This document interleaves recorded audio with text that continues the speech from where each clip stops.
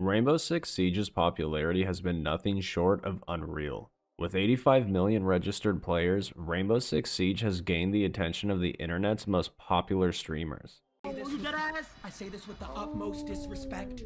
You are the worst Rainbow Six Siege player I've ever seen in my life. You just said grenade out and threw a grenade at a brick wall. Are you serious, dude? Be so serious right now.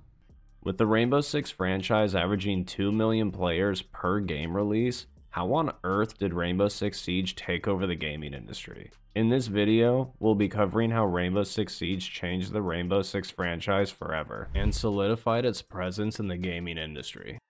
The Rainbow Six series began in 1998 and released 10 games over the next 2 decades.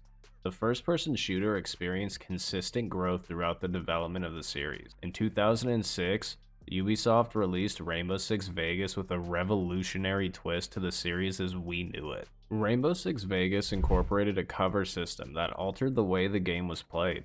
The cover system implemented a style of tactical gameplay that is neglected in modern-day shooters. The ability to take cover in a third-person perspective allowed for a different and more cautious approach to gunplay in comparison to a game like Call of Duty. But the cover system was just one component of this game.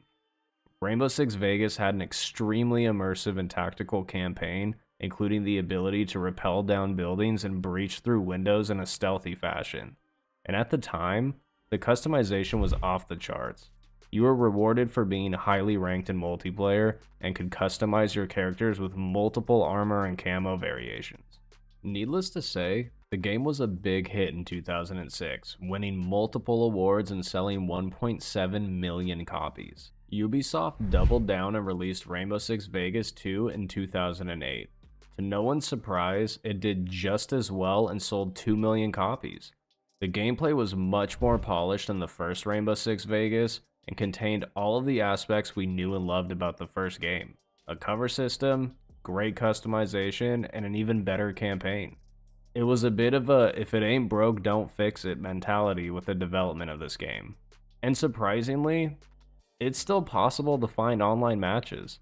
Obviously, the gameplay felt clunky coming back to it after so many years, but the fundamentals of the game still held strong.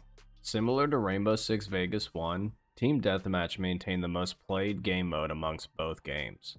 But how did we go from this to this? After 7 long years, Ubisoft released Rainbow Six Siege and took a completely different turn in the series. As a multiplayer-only game, it maintained the focus of a tactical shooter, but it incorporated operators with special abilities and a ton of microtransactions, including a battle pass.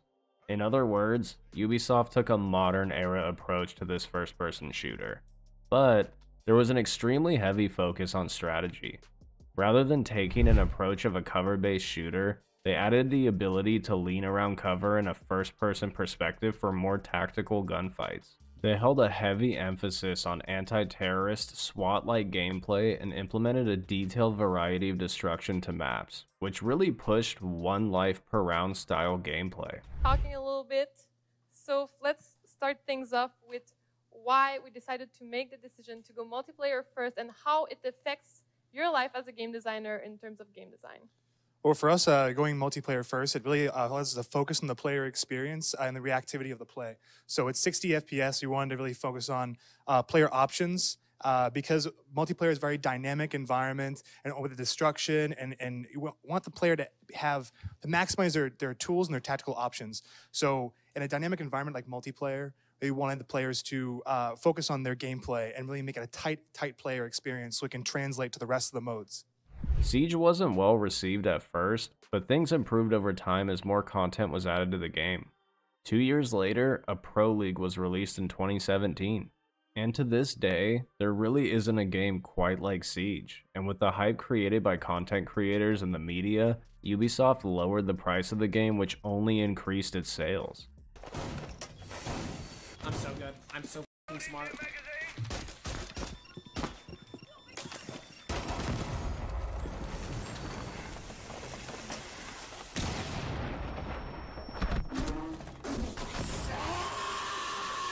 Siege truly changed the Rainbow Six franchise forever, but more importantly, Its niche gameplay in the tactical shooter realm has not been matched. The heavy influx of content creators pushing this game truly solidified its presence in the gaming industry. Watch this strategy, watch this strategy.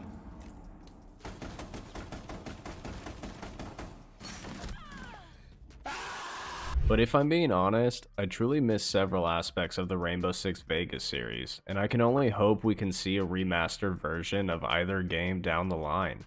I truly fell in love with gaming when Gears of War came out, and a big portion of it was due to the cover system. As you can imagine, I was all over Rainbow Six Vegas as soon as I found out it had a cover system. It forced players to utilize the map as a team to secure the win, and that type of cover system gameplay just isn't really around anymore. The Rainbow Six series held strong in competing with other shooters over the years, and the release of Siege was such a pivotal moment for the series. The only other games I've found that are similar are Ready or Not and SWAT 4, but ultimately, they just don't have that Rainbow Six feel to them. For as big as Siege is, I feel like it was overshadowed by so many other games during that time frame.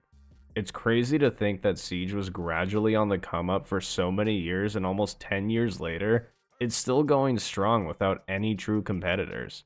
And while so many people love Siege, I'll always prefer the Rainbow Six Vegas series. I miss the cover system. I miss the old school feeling of unlocking and earning your cosmetics to show off in-game. But sadly, I don't know if we'll ever get those types of games again with microtransactions and battle passes in the mix. But what do you guys think?